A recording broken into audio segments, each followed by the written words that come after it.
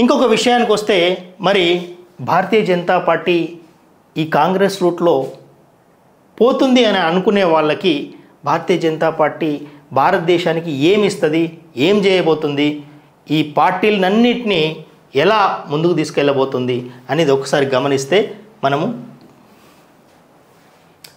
ఈరోజు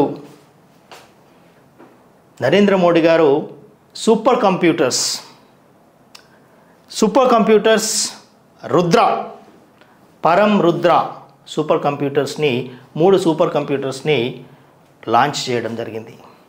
ఇది ఎంత అద్భుతమైనటువంటి విషయము అంటే, ఒకప్పుడు మనము ఇతర దేశాల మీద ఆధారపడే వాళ్ళం, ప్రతి టెక్నాలజీకి ఇతర దేశాల మీద ఆధారపడే వాళ్ళం, ప్రతి ఏది కావాలన్నా ఇంపోర్ట్ చేసుకునే వాళ్ళం.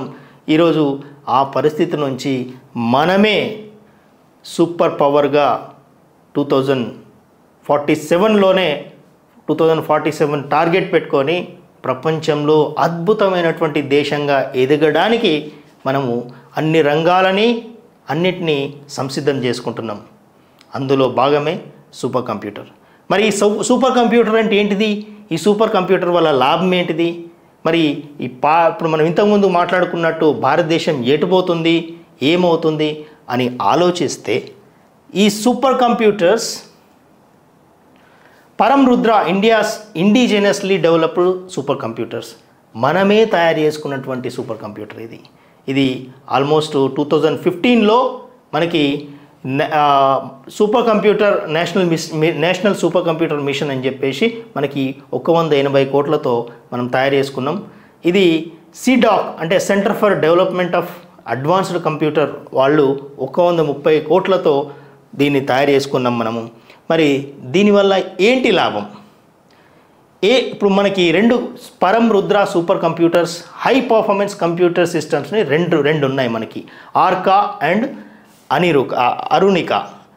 సో ఇది ఏంటి అసలు, ఏం మనకి ఉపయోగపడుతుంది అనుకుంటే, భారతదేశంలో మనకి మెయిన్గా ఇప్పుడు రాకెట్స్ పంపిస్తున్నాం, శాటిలైట్స్ పంపిస్తున్నాం, ఓకే.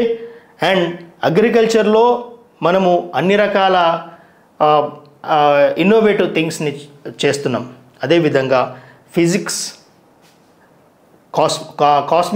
కాస్మాలజీ, ఆస్ట్రానమీ, ఆస్ట్రానమీ రెండు ఒకటే. మనకి రేపు అగ్రికల్చర్లో weather forecasting and climate modelling. So ఎప్పుడైతే వెదర్ ఫోర్కాస్టింగ్ అండ్ క్లైమేట్ మోడలింగ్ని ఇదంతా స్టడీ చేస్తుంది, రేపు భవిష్యత్తులో వెదర్ ఎలా ఉండాలి అండ్ వెదర్ మేనేజ్మెంట్ కూడా ఎలా ఉండబోతుందో అనేది మనం ఈరోజు చూడబోతున్నాం. ఎందుకంటే మనకి ఎప్పుడు వర్షాలు పడాలో, ఎప్పుడు వెదర్ ఏ విధంగా ఉండాలో దాన్ని మనమే మేనేజ్ చేసుకునేటువంటి రోజులు ముందు రాబోతున్నాయి. మనకి భవిష్యత్తులో వరదలు రాకుండా, లేదా ఆకస్మికంగా క్లౌడ్ బర్స్టింగ్ వచ్చేసి ఇప్పుడు తుఫాను రాకుండా, ఇవన్నిటిని ముందే పసిగట్టి వాటిని రాకుండా కూడా చేయగలిగేటువంటి అద్భుతమైనటువంటి టెక్నాలజీ ఈ మన సూపర్ కంప్యూటర్ చేయబోతుంది. నెక్స్ట్ హెల్త్ కేర్ రీసెర్చ్లో ఏంటంటే డ్రగ్ డిస్కవరీ జీనోమిక్స్ అంటారు. మనకి మన బాడీలో ఉన్నటువంటి ఎలాంటి బ్యాక్టీరియాలు ఉన్నాయి, ఎలాంటి రోగాలు కలగజేసేటువంటి వ్యవస్థ ఉంది, దాన్నన్నింటి కూడా స్టడీ చేసి భవిష్యత్తులో రోగాలకి ఎలాంటి రోగాలు మనకి బాడీలో వస్తున్నాయి, బాడీలో ఎలాంటి చేంజెస్ అవుతున్నాయి, ఇవన్నిటినీ గమనించి ముందే పసిగట్టి వాటినన్నిటినీ మనకి దానికి అనుగుణమైనటువంటి డ్రగ్స్ తయారు చేసుకోవడానికి ఈ సూపర్ కంప్యూటర్ ఉపయోగపడుతుంది. అదేవిధంగా మన బాడీ యొక్క రోగ నిరోధక శక్తిని తనంతట తానే తయారు చేసుకునే విధంగా ఈ సూపర్ కంప్యూటర్ మనకు ఉపయోగపడుతుంది. అదేవిధంగా సైంటిఫిక్ రీసెర్చ్, సో ఆస్ట్రోఫిజిక్స్ అనుకున్నాం, మాలిక్యులర్ డైనమిక్స్ అనుకున్నాం. ఎప్పుడైతే ఒక మ్యాటర్ ఏదైతే ఈ మాలిక్యులర్లో మనకి ఒక మ్యాటర్ ఏ విధంగా ప్రవర్తిస్తుంది, దాని ఫంక్షన్ ఎలా ఉంటుంది అని తెలుసుకునేటువంటి ప్రయత్నం చేస్తే మనం ఒక కొత్త రకమైనటువంటి మ్యాటర్ని కనుగొనవచ్చు. సో రీసెంట్గా మనము డైమండ్ని రూపొందించాం. So artificial డైమండ్ని రూపొందించాం. భవిష్యత్తులో ఆర్టిఫిషియల్ ఏవైతే గోల్డ్ ఉంటుందో లేకపోతే ఆర్టిఫిషియల్ ఏవైనా కూడా ఉపయోగపడేటువంటి మనకు పదార్థాలు ఉంటాయో వాటిని మనమే క్రియేట్ చేయడానికి ఈ సూపర్ కంప్యూటర్ ఉపయోగపడుతుంది. ఇక నెక్స్ట్ అగ్రికల్చర్ విషయానికి వస్తే, ఈరోజు అగ్రికల్చర్ విషయంలో మనము ఎందుకంటే మనం ఆరోగ్యంగా ఉండాలంటే మంచి ఆహారం తినాలి. మంచి ఆహారం తినాలంటే మనకి మంచి నేచురల్ ఫార్మింగ్తో మనము వ్యవసాయం చేయాలి. ఈ నేచురల్ ఫార్మింగ్తో వ్యవసాయం చేయాలంటే ఇప్పుడు అందరూ ఎవరు మనుషులు చేయట్లేదు కదా, మనుషులు దొరకట్లేదు కదా. సో దట్ ఈ సూపర్ కంప్యూటర్స్తోని మనము రోబోట్స్ తయారు చేస్తాం. ఈరోజు మనకు ఆల్రెడీ ఎన్నో రకాలైనటువంటి ఇవి చూస్తున్నాం. మనం అగ్రికల్చర్ విషయానికి వస్తే మనము డ్రోన్స్ వాడుతున్నాం. మనం అదేవిధంగా లాజిస్టిక్స్ సప్లై చైన్లో మనకి ఈ సూపర్ కంప్యూటర్ ఉపయోగపడతాయి. ఏ విధంగా ఉపయోగపడతాయంటే, మనం ఈరోజు విత్తనాలు వేసిన నుంచి పంట కోసి ఆ పంట మన ఇంటికి వచ్చి దాన్ని ఫుడ్ తయారు చేసుకునేంత వరకు ప్రతిదీ కూడా ఆటోమేషన్ అయిపోతుంది. ఈ టెక్నాలజీ ఎలా ఉంటుందంటే, ఎప్పుడు వర్షం పడాలో మనం వెదర్ ఫోర్కాస్ట్ ద్వారా, వెదర్ మేనేజ్మెంట్ ద్వారా మనం చేసుకుంటాం. ఆ వర్షం పడ్డ తర్వాత ఒక రకమైనటువంటి వాతావరణం అంబియన్స్ ఏర్పడ్డ తర్వాత దానంతలో అదే ఒక విత్తనం వేసుకుంటుంది. రోబోస్ విత్తనం వేసుకున్న తర్వాత మొలకెత్తిన తర్వాత దానికి తీసుకునేటువంటి ఈ సస్యరక్షణలన్నీ తీసుకోవడము అదే ఆ టెక్నాలజీ చూసుకుంటుంది.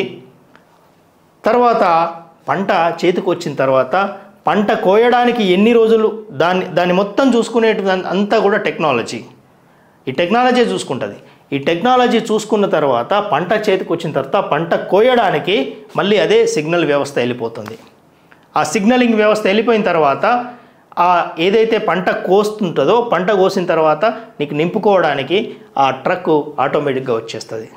ఆటోమేటిక్గా వచ్చిన తర్వాత ఆ ట్రక్లోకి దానంతలో అదే నింపుకొని మళ్ళీ వేర్ హౌస్కి వెళ్ళిపోతుంది.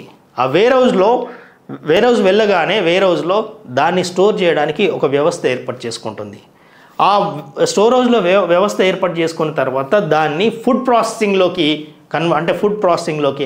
తీసుకుపోతుంది. అంటే ఎగ్జాంపుల్, మనము ఒక రైస్ తీసుకున్నట్టయితే, లేకపోతే ఒక ఆలుగడ్డ తీసుకున్నట్టయితే, లేకపోతే ఒక ఫ్రూట్ తీసుకున్నట్టయితే దానంతలో అది విత్తనం వేయడం దగ్గర నుంచి పంట కోసేంత వరకు, పంట వచ్చిన తర్వాత దాన్ని ఫుడ్ తయారు చేసి మనకి అందించేంత వరకు ఈ వ్యవస్థ అంతా కూడా ఈ సూపర్ కంప్యూటర్స్ ద్వారా, మనము ఆర్టిఫిషియల్ ఇంటెలిజెన్స్ ద్వారా మనం ఇవన్నీ చూడబోతున్నాం భవిష్యత్తులో. అంతెందుకు, మన ఇంట్లో ఏది క్లీన్ చేయాలన్నా, లేకపోతే ఆఖరికి వంట చేసి మన దగ్గరికి తీసుకొచ్చేటువంటి వ్యవస్థను మనము చూడబోతున్నాం. ఇది మన భారతదేశం ఈ సూపర్ కంప్యూటర్స్ చేయబోతుంది. హెల్త్ విషయంలో కావచ్చు, లేకపోతే ఈ సప్లై చైన్ విషయంలో కావచ్చు, ప్రతిదీ కూడా మనం ఈరోజు రోడ్డు వ్యవస్థను చూసుకుంటే ట్రాఫిక్ సిగ్నలింగ్, ఈ ట్రాఫిక్ సిగ్నల్స్ దానంతలో అదే ట్రాఫిక్ నియంత్రించుకుంటుంది. ఎలాంటి యాక్సిడెంట్స్ ఉండవు భవిష్యత్తులో. అన్నీ కూడా టోటల్గా టెక్నాలజీ అనుసంధానం చేసినటువంటి వ్యవస్థను మనం చూస్తాం. సో ఈ విధమైనటువంటి హైడ్రోఫోనిక్స్, దీన్ని హైడ్రోఫోనిక్స్ అంటాం. ఓకేనా? సో టెక్నాలజీ దానికి అదే మొత్తం అన్నీ తయారు చేసుకొని మన ముందుకు ఫుడ్ వచ్చేటువంటి రోజులు మనం చూస్తాము. అదేవిధంగా మనము ఈ కార్స్ కావచ్చు, రోడ్డు వ్యవస్థ కావచ్చు, ఎక్కడ రోడ్డు ఖరాబ్ అయినా దానంతలో అదే రిపేర్ చేసుకునేటువంటి వ్యవస్థను ముందు రోజుల్లో చూస్తాము. మనకి మన చేతిలోనే టెక్నాలజీ, ఏ ప్రాబ్లం ఉన్నా ఒకే ఒక్క ఫోన్తోని మనకు అన్నీ సాల్వ్ అయ్యేటువంటి రోజులు మనం చూడబోతున్నాం. ఇది భారతీయ జనతా పార్టీ అంటే నరేంద్ర మోడీ గారు మనకి కలలుగనేటువంటి భారతదేశం. ఇది అవునా కాదా? ఇలాంటి భారతదేశాన్ని మనం కోరుకుంటున్నామా లేదా? మీరు ఒక్కసారి మీ కామెంట్ ద్వారా తెలియజేయండి.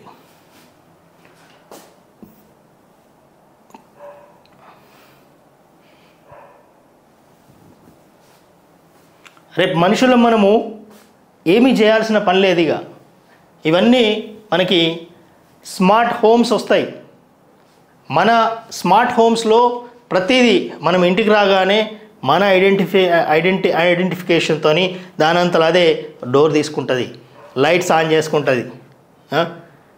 ప్లస్ మనం రాగానే మనకు టీ కావాలనో లేకపోతే మంచినీళ్ళు కావాలనో అదే తీసుకొచ్చిస్తుంది. ఇంత అద్భుతమైనటువంటి రోజులు మనకు వచ్చేటువంటి 5-10 సంవత్సరాల్లో మనం ఎక్స్పెక్ట్ చేయబోతున్నాం.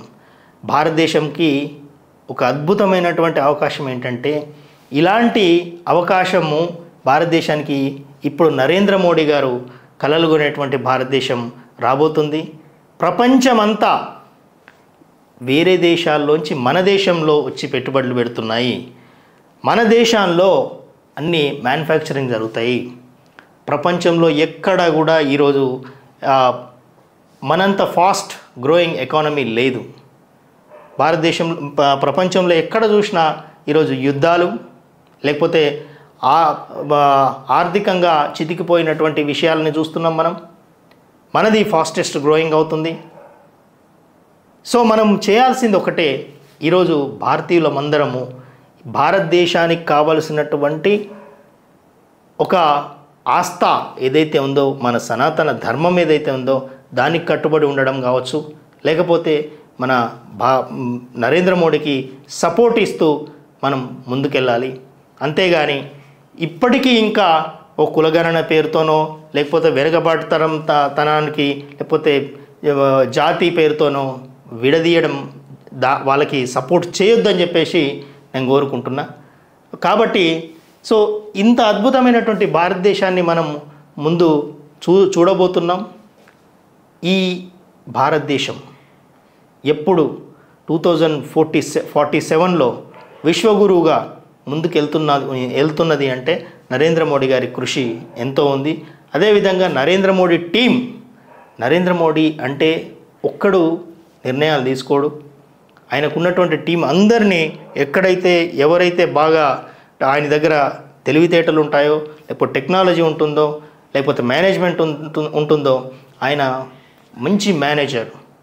ఆయన ఎవరిని ఎలా వాడుకోవాలో, ఎలా వాడుకొని దేశం కోసం ముందుకు తీసుకెళ్లాలో ఆయనకు బాగా తెలిసినటువంటి వ్యక్తి నరేంద్ర మోడీ.